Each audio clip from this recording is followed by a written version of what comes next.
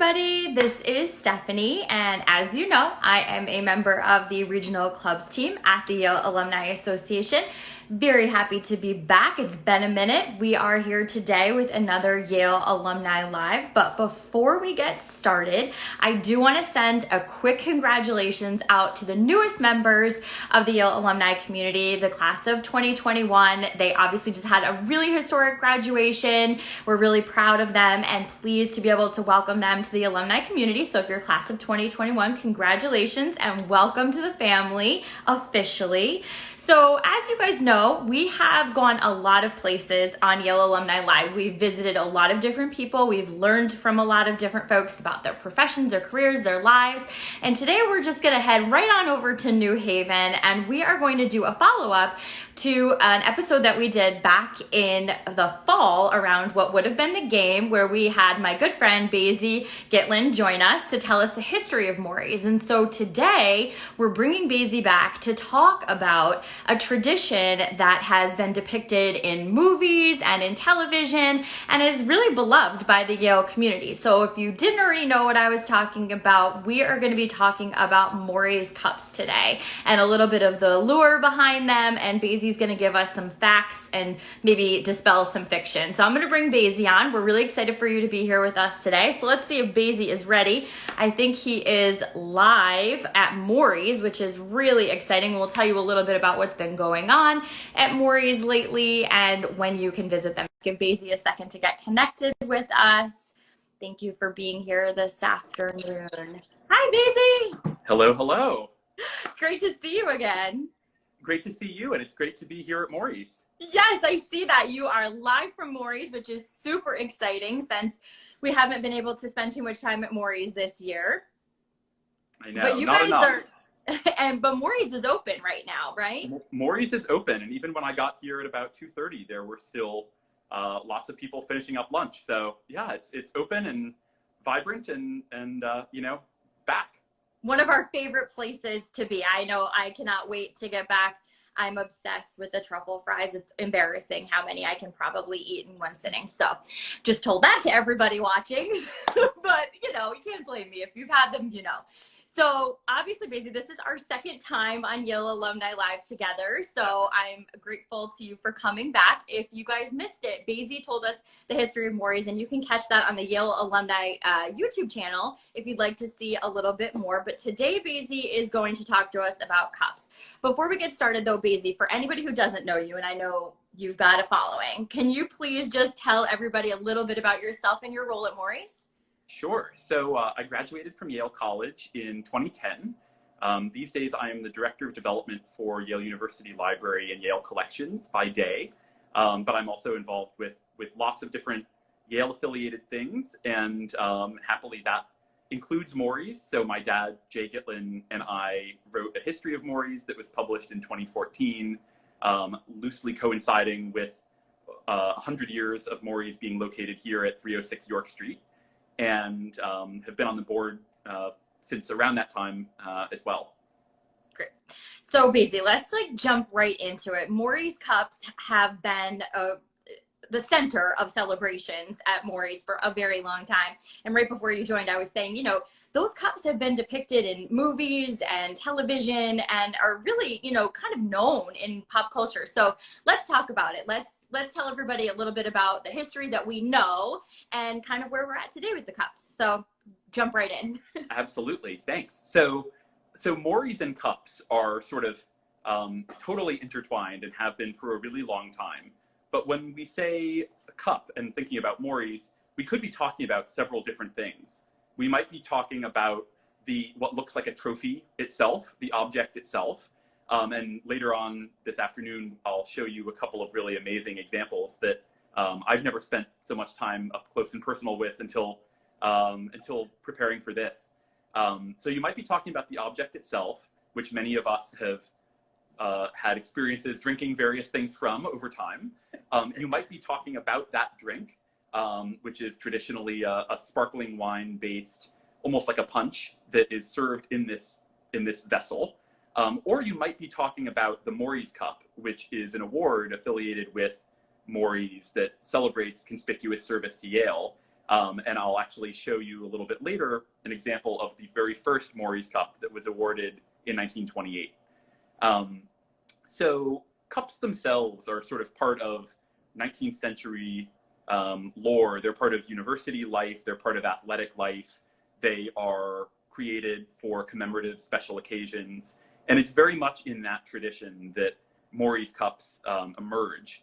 It was sort of a common thing in the late 19th century if you were celebrating an occasion or celebrating someone to engrave a cup and present it to them. If you won an athletic contest in the early days of intercollegiate sport, you would get a cup or a trophy that sort of looks like this. So it was a much more common visual trope, I think, in the late 19th century than it is today.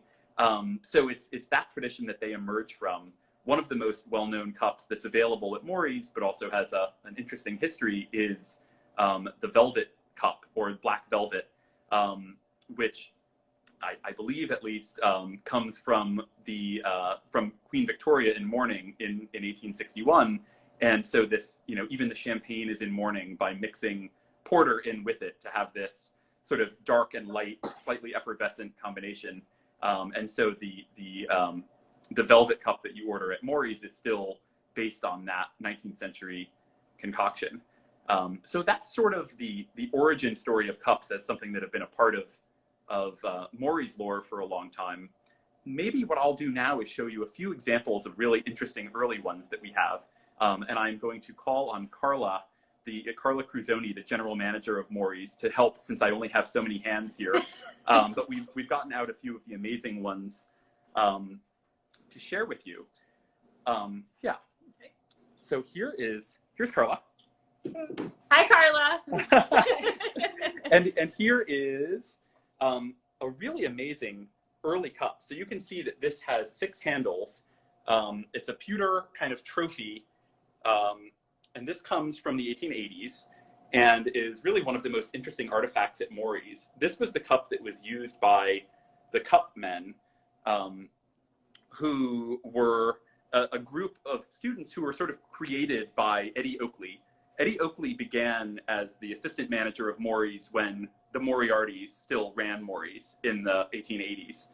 And he then took over, so he's the person between the Moriartys and Louis Linder, as in mentioned in the Whiffenpoof song, The Place Where Louis Dwells. Eddie Oakley is that person in between. And Eddie Oakley thought that it would be basically good for business to create a sort of drinking society based at Mory's called the Cup Men, full of sort of socially prominent Yale students. And so this 1880s cup has names engraved on it, and you probably can't see quite well enough their names, but I'll just mention a few of the undergrads who appear on there are Harry Payne Whitney, James Gamble Rogers, Cornelius Vanderbilt Jr. These are all people who were drinking out of this cup as college seniors, or juniors or seniors. So hardly known names, Exactly, very obscure group. Yeah. That's so very cool. obscure. Awesome. But it is amazing that history feels very distant, but on the other hand, it isn't very distant. They were probably drinking it off of this, this ledge, this fireplace. That cup probably sat on that fireplace in the 1880s because this was actually moved from the older premises of Mory's into this building in 1912 when Mory's moved. And there's a great photo. You can see this exact cup featuring in this picture. I don't know how well you can see that. It's labeled Louis and His Friends, 1911. And there in the middle of the table with Louis Linder and all of these Yale students is that cup. That's awesome. That's Pretty very amazing. cool. So speaking of Louis Linder, while we're talking about him, the next cup we want to show you is actually a cup that was presented to Louis Linder.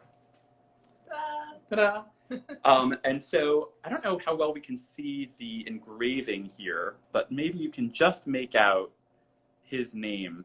What it says is Louis Linder, beefsteak dinner, February 9th, 1912. Beefsteak dinner. Beefsteak dinner. Doesn't that sound fun? I want to go to a beefsteak dinner. Yeah. And Let's bring back that tradition. We're going to take a little walk because I'm going to show you a picture from that dinner that's hung up at Mory's. So the purpose of that dinner, it was actually a dinner hosted by Yale alumni in New York in 1912 to celebrate Louis Linder, who had become this iconic figure on the Yale campus over the last several decades. And at that time, Louis Linder had plans to close down Morys. Morys was once again in the first 50 years of its history, it's sort of imperiled time and time again. And Louis Linder plans to shut it down.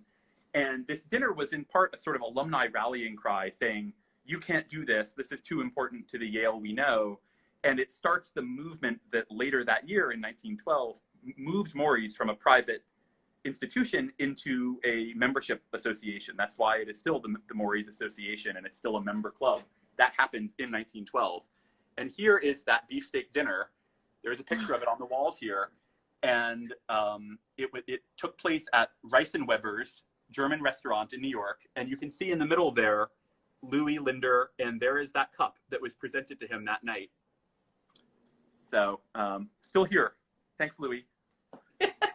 We moved from 6 handles down to 3. Basie, are those significantly heavier than the modern day Morys cups? So the first cup I showed with the 6 handles is surprisingly heavy. Yeah. It is really heavy. The other ones are not tremendously heavy, but this guy with the 6 handles is very, very solid pewter. Yeah, if you're the last person standing on that, tipping it back, I really wouldn't want to imagine that person after too many drinks. That seems like a very dangerous thing. I would agree.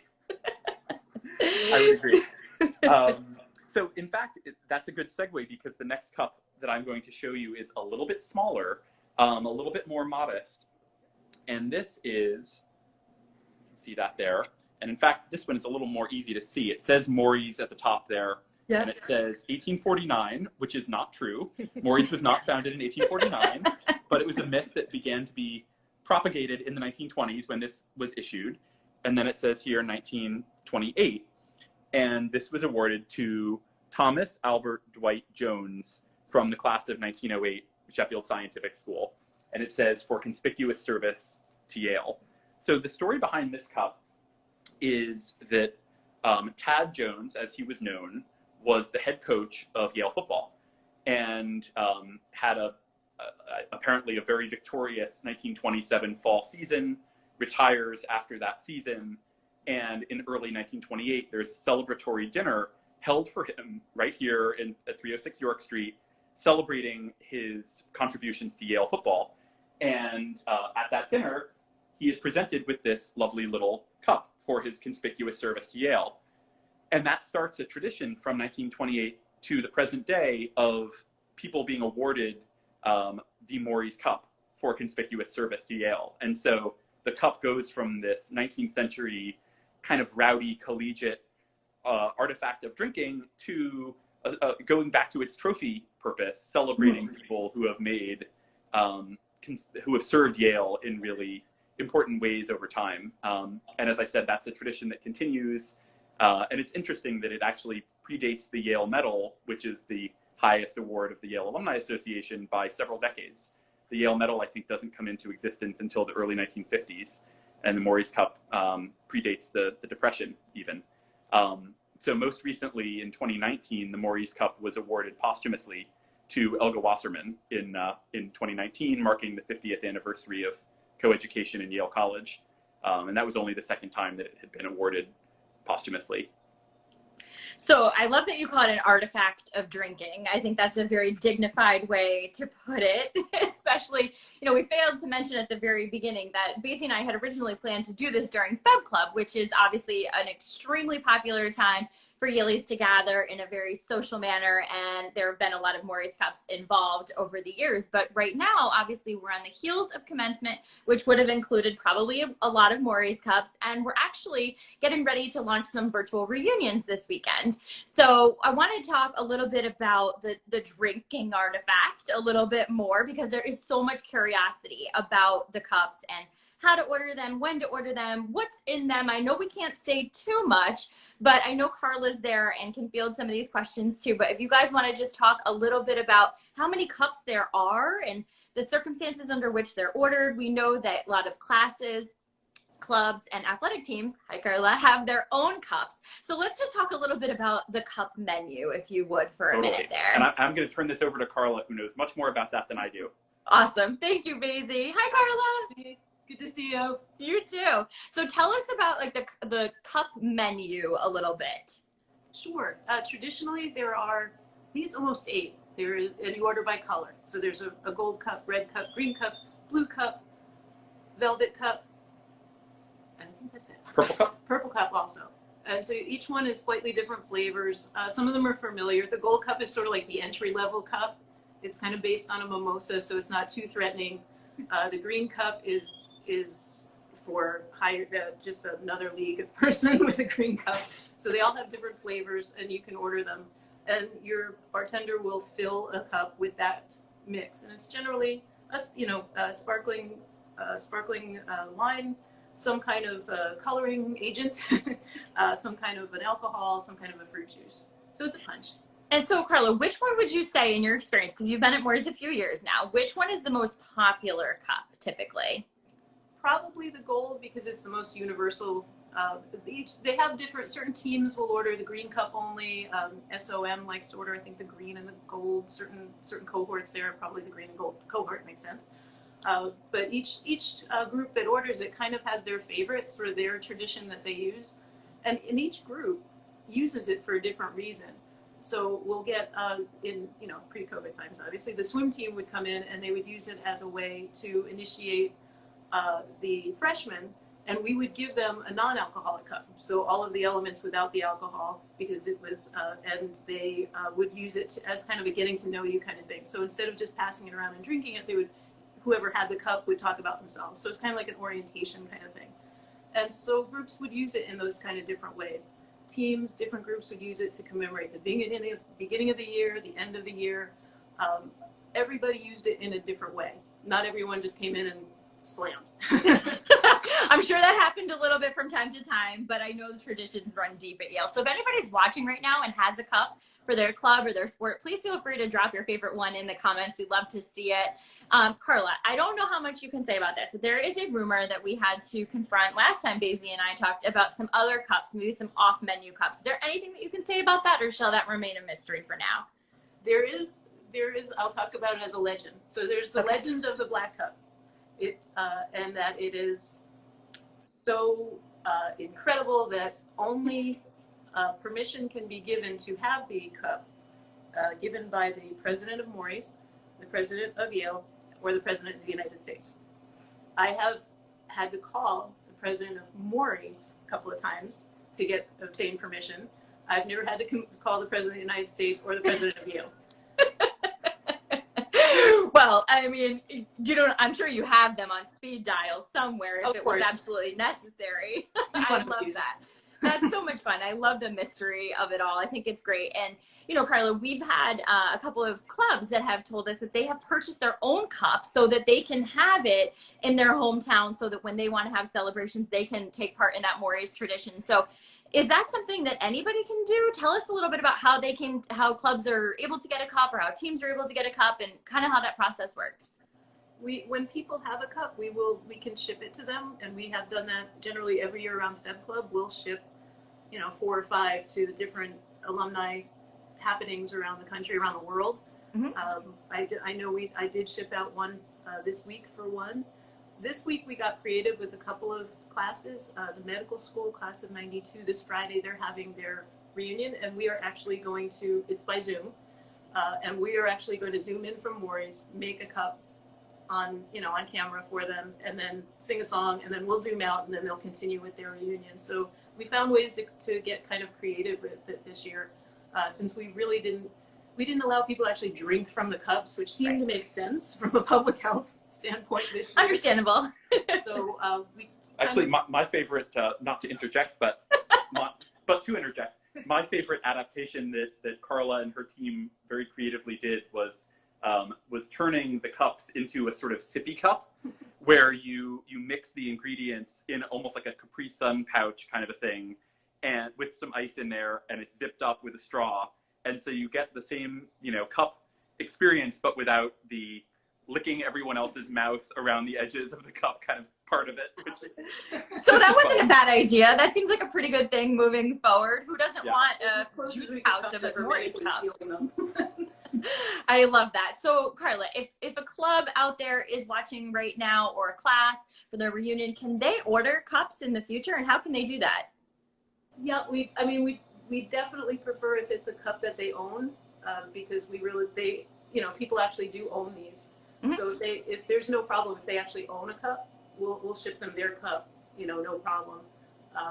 And that's really the way we can do it, because we're kind of the stewards of everyone's cup here. It's almost like a locker. So as long as it's theirs, we'll be happy to do it. How many do you have on site? I think there's probably over 100.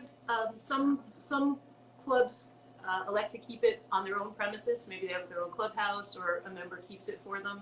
So it's optional, but a lot like to keep it here because they like to be able to come and ask for it when they're back. I love that. And I know so many people are looking forward to being back. Now, just tell everybody really quick, Carla, what do you guys have going on? You're open, you have a great patio in the back. Are you going to be there all summer? We will be open through June 26th. We are going to close for a little bit of an extended time this year, just because there's going to be less activity than normal on campus. We'll be opening back up the last week in July. And by the third week in August, we'll be completely back to our complete normal hours, because most faculty, staff, everybody will be heading back in August, and we're really looking forward to a very hopeful, normal new year. Yes, absolutely. I know. I can't wait to be back on campus. I'm going to put a request in now. Maybe if that legend is true, I'd really like to try that someday. So maybe we can work that out, the Black Cup. Basie and I, we could have another conversation. Yes, please. Yes, please, please, please. You guys, thank you so much. It has been such a pleasure talking with both of you, learning more about the tradition of Morys Cups. Carla, this is, I think, our third time together. We did a really great cooking demo with Chef David Bray. You can see that on the Yale Alumni YouTube channel. Basie's history. There's a book on Morys. We can't wait to be back and in person to celebrate with you guys. Thank you so much for taking the time to be here with us today. Love you guys at Morys. Take care, everybody. Thanks for being here. Bye. Bye.